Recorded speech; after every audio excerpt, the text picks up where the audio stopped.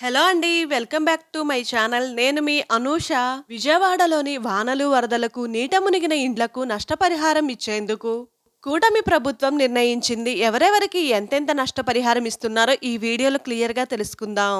గత వారం 10 రోజుల నుంచి విజయవాడ పరిసర ప్రాంతాలు అన్ని నీట మునిగి అతలాకుతలమయ్యాయి.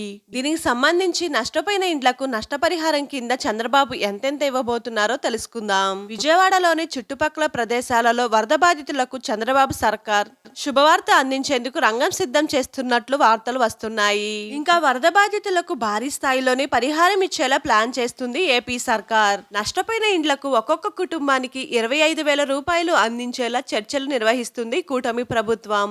అయితే బాగా నీట మునిగిన ఇండ్లకు మాత్రం 25,000 రూపాయలు అందించేందుకు రంగం సిద్ధం చేసింది ప్రభుత్వం. అలాగే కొంతమేర నీట మునిగిన ఇండ్ల వారికి ఒక్కొక్కరికి చొప్పున 10,000 రూపాయలు సాయం అందించేందుకు రంగం సిద్ధం చేస్తున్నట్లు తెలిపారు చంద్రబాబు. ఇలా నీట మునిగిన ఇండ్లకు సాయం అందించేందుకు రంగం సిద్ధం చేస్తున్నట్లు వార్తలు వినిపిస్తున్నాయి. ఇంకా అదే సమయంలో ఆటోలు, టాక్సీలు రిపేర్లకు 10,000 రూపాయలు, బైకులు ఉన్న వారికి 3,000 రూపాయలు చొప్పున ఇచ్చే అవకాశాలు ఉన్నట్లు స్పష్టంగా కనిపిస్తుంది.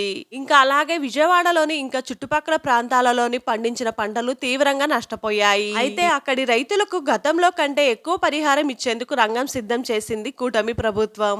అయితే కేంద్రం నుంచి వచ్చే ఆర్థిక సహాయం పైనే 2 రోజుల్లో క్లారిటీ రానుందంట. అయితే కేంద్రం నుంచి ఎంత సహాయం వస్తుంది అనే దానిపైనే అంచనా వేసుకొని ఆ తరువాత పరిహారం ప్రకటించనుంది చంద్రబాబు ప్రభుత్వం. ఇంకా వరద బాధితుల కోసం కేంద్రం నుంచి వచ్చే నష్టపరిహారంతో పాటు రాష్ట్ర ప్రభుత్వం నుంచి వచ్చే నిధుల నుంచి అంచనా వేయనున్నారు. మరో 2-3 రోజుల్లో ఎవరెవరికి ఎంతెంత నష్టపరిహారమో ప్రకటించనున్నారు చంద్రబాబు.